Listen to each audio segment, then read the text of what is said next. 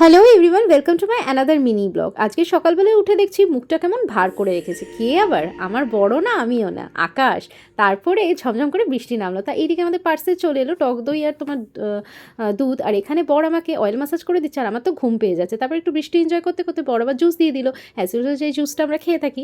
তারপরে খেয়ে নিলাম কিছু ফ্রুটস ব্রেকফাস্টে। তারপরে দুপুরবেলা খেয়ে নিলাম তোমার ওটসের খিচুড়ি বানিয়েছিলাম, ভেজিটেবল দিয়ে বেগুন ভাজা আর ডিমের অমলেট। একদম বৃষ্টিতে পারফেক্ট জমে গেছিলো। তারপরে অ্যাজ ইউজুয়াল টক দই খেয়ে নিলাম। আর আমরা হলাম হুজুকে পাবলিক। বর আর আমি গল্প করছিলাম যে এই বৃষ্টির মধ্যে চিকেন পকোড়া হলে কেমন হতো। এক মাথা বৃষ্টি নিয়ে চলে গেছে বর বাজারে। এই তোমার চিকেন কষার জন্য চিকেন নিয়ে এসছে বা চিকেন পকোড়া। এখানে দেখো সোয়া সস, ভিনিগার, হলুদ গুঁড়ো, লঙ্কার গুঁড়ো, ধনে গুঁড়ো, পরিমাণ মতো নুন, বেকিং পাউডার আর কর্নফ্লাওয়ার দিয়ে আর একটা ডিম দিয়ে বরকে বললাম এবার তুমি মাখিয়ে নাও। আর হ্যাঁ, আদা, জিরে, রসুন, কাঁচা লঙ্কা, শুকনো লঙ্কার পেস্টও দিয়েছিলাম। এবার বর ভালো করে মাখিয়ে ম্যারিনেট করে কিছুক্ষণ রেখে দিল। তারপরে আমি এখানে ভাজতে চলে এলাম।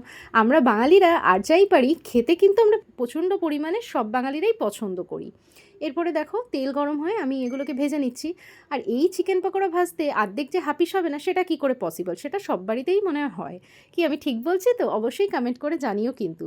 আর খেতে জাস্ট অসাধারণ। যাই বলো, এই নিজের যে কোনো বানানো জিনিস, সেটার স্বাদ কিন্তু অন্য কিছুর সঙ্গে কম্পেয়ার করলে চলবে না। এইদিকে ও চিকেন কষাটাও ম্যারিনেট করে নিচ্ছে, পরিমাণ মতন টক দই, আদা রসুন কাঁচা লঙ্কা, শুকনো লঙ্কা, জিরের পেস্ট আর বেসিক মশলা, হলুদ গুঁড়ো, ধনে গুঁড়ো, লঙ্কার গুঁড়ো আর তোমার সর্ষে তেল দিয়ে আর পরিমাণ মতন নুন দিয়ে।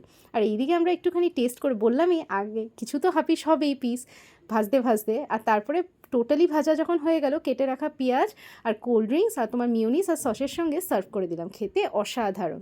আর এই বৃষ্টির দিনে এরকম চিকেন পকোড়া বলো, পেঁয়াজি বলো, বেগুনি বলো হলে একদম জমে যায়। আর আমি তো হচ্ছে চিকেন লাভার, মানে চিকেন তন্দুরি, চিকেন পকোড়া এগুলো আমার ভীষণই ভালো লাগে। আর তারপরে তো এইসব খাওয়া দাওয়া করে বর একদম সোজা কিচেনে চলে গেল। প্রথমেই নুন হলুদ মাখিয়ে রেখেছিলো, আলুটাকে ভেজে নিল। তারপরে তোমার এখানে তেজপাতা, গরম মশলা ফোড়নে দিল, যেরকম আমরা রান্না করি সেইভাবেই রান্না করছিল।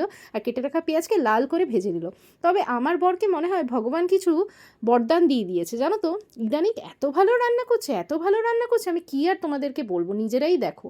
আর এখানে টমেটোও দিয়েছিল। তারপরে একদম কষিয়ে কষিয়ে, আর কষা মাংস আমাকে দেবে না সেটা কী করে পসিবল? কষা মাংস খেতে কারা কারা পছন্দ করো আমার মতন, অবশ্যই কমেন্টে জানিও। তবে আমি আবার বরকে না দিয়ে কিছু খাই না, তাই বরকে দিয়ে একটু টেস্ট করিয়ে নিলাম। আর তারপরে তো এই দেখতে দেখতে একদম চিকেনটা রেডি হয়ে গেল। ওপর দিয়ে একটু ধনেপাতা ছিটিয়ে দিলাম আমি। আর খেতে আর দেখতে দুটোই দারুণ হয়েছিল। তাই আজকে বর বলেছে আমাকেই নাকি রিভিউ দিতে হবে, যেহেতু ও রান্না করেছে। কাঁচা পেঁয়াজ আর লেবু নিয়ে বসে গেলাম। আর খেতে তো অসাধারণ হয়েছিল, দেখেই বুঝতে পারছো কতটা ইয়ামি হয়েছে। আর এই দেশি স্টাইলের চিকেন না আমার ভীষণ ফেভারিট। সো ভিডিওটা ভালো লাগলে অবশ্যই কিন্তু লাইক, শেয়ার, সাবস্ক্রাইব করে পাশে থেকো।